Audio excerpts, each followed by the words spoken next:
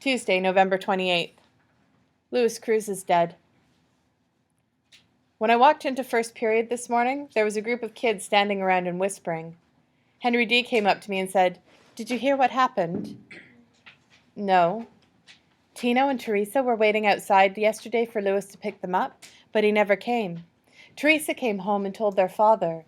He went out into the grove and found Louis lying there, dead. Found him what? Dead, right out in the new grove. I stared at Henry like he was crazy. Dead? Are you saying that Louis is dead? That's right. Their father called 911. Wayne was one of the guys on call. He said Louis was dead when they got there, that he'd been dead for hours. Dead? Dead of what? Wayne said it might have been an aneurysm, like a blood clot. He thinks Louis got hit on the head, it formed into a blood clot, and that killed him. My mind was racing in circles. I finally said, "What? Someone hit Louis on the head and killed him?" No, Wayne said the sheriff's deputies don't think it was a murder or anything like that. They think Louis might have gotten hit on the head last Wednesday night when all those frozen tree branches were breaking off. They think maybe one of the branches hit him on the head and started that aneurysm thing going, but they don't know anything for sure. I put my hand over my mouth, afraid that I would throw up. I whispered, "He got hit on the head on Wednesday night?" They don't know that. They're just saying maybe. One shot to the head? 5-6 days ago? How is that going to kill anybody? Henry could see how upset I was getting. He didn't reply. I mean, you see those guys in those kung fu movies getting hit on the head 1,000 times and they keep on fighting, right? Right? I raised my hand and got Miss Pollard's attention. I said, "I gotta go. I'm sick again." I hurried into the hall, pushing past a stream of kids all the way to the office. I asked to use the phone and left a quick message for Mum. "Come back, right away. I'm sick again." An aide led me into a sterile black and white room that turned out to be the nurse's office. I slumped down into a black chair and waited there, dry-eyed, speechless, numb. Mum returned at 9 o'clock to sign me out. She told Dr. Johnson, "I guess we sent him back to school too early." I rode home in a painful trance. Finally, when we pulled into our development, Mum said, "This cold of yours is really bad. It's really persistent." I nodded slowly. "Yeah." I thought, how could she believe that? How could she believe that I'm in the 6th day of a severe cold when I have not coughed or sneezed even one time? Has it even occurred to her that I'm not telling the truth? That I might be making it all up? Probably not. I decided to share part of the truth with her. I said, "Louis Cruz is dead." She thought for a minute. "Who, honey?" "Louis Cruz. He's Tino and Teresa's brother. He was at the Grove the day you drove me out there. I guess you didn't see him. He came to nearly all of our soccer games, but I guess you didn't see him there either. He used to pick tangerines on Merritt Island. He injured his knee doing that. He played goalie for Tangerine Middle School. He invented a new variety of citrus.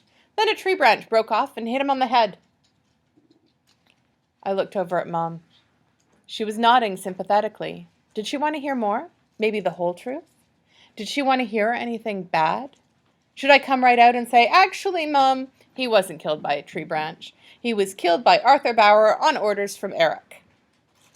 What would she do if she heard that? Would she swerve into a utility pole? Or would she do what she always used to do back in Houston? Take my temperature and threaten to call the doctor? I didn't say anything else. When I got into the house, I went straight to Dad's IBM and logged on. I put in a CD-ROM called Health Text and searched for aneurysm. I found out that it's not a blood clot at all. It's a weakening of a blood vessel, like a little bubble that swells out from a vein or an artery. That's about all there was about it, so I got online searching for a medical homepage. The Tangerine County Medical Center listed one called Ask a Nurse. I got into it and typed, "Can you get an aneurysm from an injury to the head?" I received a reply right away. "No, you are either born with an aneurysm or you are born with the tendency to get one." I typed in, "Can an aneurysm kill you?" "Yes, an aneurysm can burst, causing a massive stroke and death." "What could cause it to burst?" "The aneurysm gradually deteriorates due to the constant pressure of the blood passing through it." Could an injury to the head cause it to burst?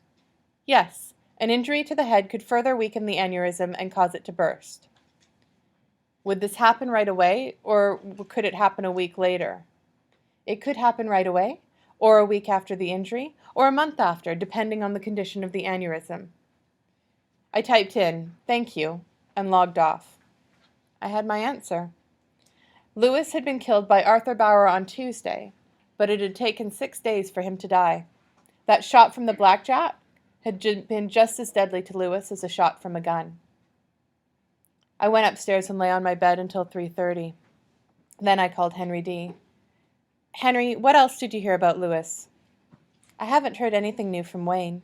I did hear from Dolly that Lewis's funeral is going to be on Thursday at noon."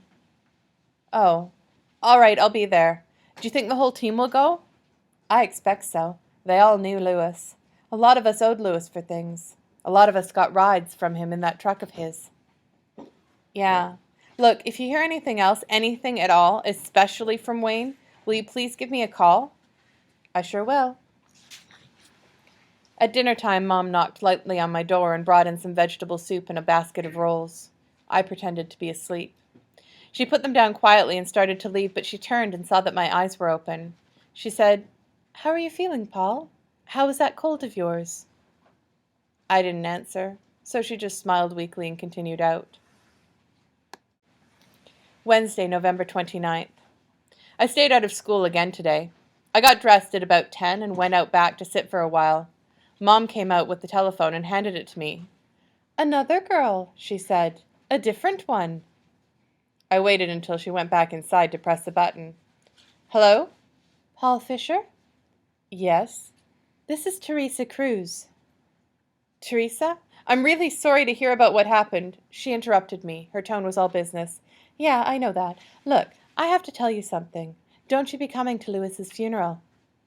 I stammered, okay." "Henry says you're talking about coming, but Tino and Victor and those guys are saying some bad stuff, so you'd better not show your face at Lewis's funeral. I'm calling you to tell you that." "All right." "I don't want any more bad stuff to happen, especially not at the funeral." "No, of course not. So I'm just telling you." Then she hung up. I sat there with my mouth wide open. They knew. They knew everything. Teresa, Tino, Thomas, and his brother, Victor, and the others, they all knew the truth. They knew that Lewis came looking for Eric last Tuesday, and they knew what happened to him at school. They knew he didn't get hit by any frozen tree branch. How did they know? I jumped up and hurried through the gate to the front of the house. I turned left and headed down the sidewalk. I had to get away. I had to think. My mind was racing with questions. Did Lewis tell someone about it? Of course he did. If he told me about it, he told other people too. Did I really think I could keep this a secret from them all? Does everybody in Tangerine blame me now? Am I just as guilty as Eric? I was all the way down at the entrance pond before I stopped. I stood there and stared at the dark water until I finally understood. And it was so very simple. There's no big mystery here. The truth about Lewis is obvious to all of the people around him. Their lives are not made up with bits and pieces of versions of the truth. They don't live that way. They know what really happened. Period. Why would that seem so mysterious to me? I sat on the bank and stared at the lifeless water. After a few minutes, I heard a noise behind me and turned. A little boy on a little bike had pulled up about 10 feet away. He looked to be about 5 years old, not old enough to be out on the road by himself. He sat there, staring at me astride his red 20-inch bike. Then he pointed at the pond and said, "They say there's a gator in there." I looked back at the pond. I wanted him to leave, but he went on, "They say a gator came out of there last year and ate a kid." I turned back to him. "Oh yeah? Who says that?" "My mom and dad." I shook my head. "Well, forget it. That didn't happen." He shook his head right back. "My mom and dad say it did." I thought about that. I thought about my own mom and dad, and I looked him right in the eye. "Then they're lying to you. They're telling you a story just so they can keep you scared. They want you to be scared. Do you understand?" He stiffened. "My mom and dad don't tell me stories." I rose up onto my knees so that we were eye to eye. Oh no? Did they ever tell you a story about a kid who went swimming right after he ate and he got cramps and he drowned? Yeah. Well, did you ever meet that kid? No. Okay, did they ever tell you about a kid who climbed a utility pole to get his kite back and he got electrocuted? Yeah. And did you ever meet that kid? How could I meet him if he's dead? How about a kid who got bitten by a stray dog and he got rabies and he started foaming at the mouth? Did they ever tell you about him? And did you ever meet him? The boy straightened out the front wheel of his bike and started to back away. My mom and dad don't lie to me. I got onto my feet. My voice was rising. No? How about this one? Did they ever tell you about the kid who went out to play football in a thunderstorm and he got struck by lightning and he got killed? He shook his head. Or this one. Did they ever tell you about the kid who climbed a tree with a sharp pair of clippers in his hand and he fell out of the tree and he stabbed himself? Did they ever tell you about either one of those kids? Did you ever meet either of them? No. Well, I did. I met both of them. He continued to back away. I shouted after him, What about this one? Did you ever hear about this kid? This stupid kid who wouldn't listen to anybody and he stared at a solar eclipse and he went blind? Did you ever hear about him? Did you ever meet him? Poor kid pedaled away as fast as he could. I didn't watch him go. I bent over and looked at my own murky reflection in the water. Like the final words of a ghost story, I murmured, Well, you have now. Thursday, November 30th. Mom left the house at 10 o'clock this morning. She was gone for most of the day. I was here alone. At exactly 12 noon, I pulled out my blue suit from the closet, the suit that I had worn to Mike Costello's funeral. I put it on, without a shirt, shoes, or socks, and walked out through the patio doors into the backyard. I must have looked like an idiot. I walked straight out until I was facing the gray wall. I had no clear idea what I was going to do. I just knew that I had to do something. For a while I stood there staring at the ground like an idiot. Then I bent forward and wedged both hands into the space between the wall and the sod. I pulled the sod up and toward me so that the whole piece of it rolled back onto my feet with its roots sticking up. Beneath it was a rectangle of white sugar sand 2 feet long and 3 feet wide. I got down on my knees, like an idiot, on that upside-down piece of sod and started to scrape away the sugar sand. I scooped up big handfuls of it, piling them on either side of the rectangle until I reached the dirt below. I stared at that dirt in fascination, thinking how odd it was that I had never seen it before. This was the dirt that we lived on, the dirt of the Tangerine grove that we burned and buried and plowed under and coated with sand and landscaped over. Here it was. The sweat started to drip off my forehead, fogging up my glasses. I yanked them off and threw them over to the side. I didn't even know where they landed. Then I bent over that hole in the dirt until my face was an inch above it. I thought about Louis Cruz, a man I barely knew. I thought about Louis Cruz being lowered into this ground, never to come back up. I felt the tears start to well up deep inside of me.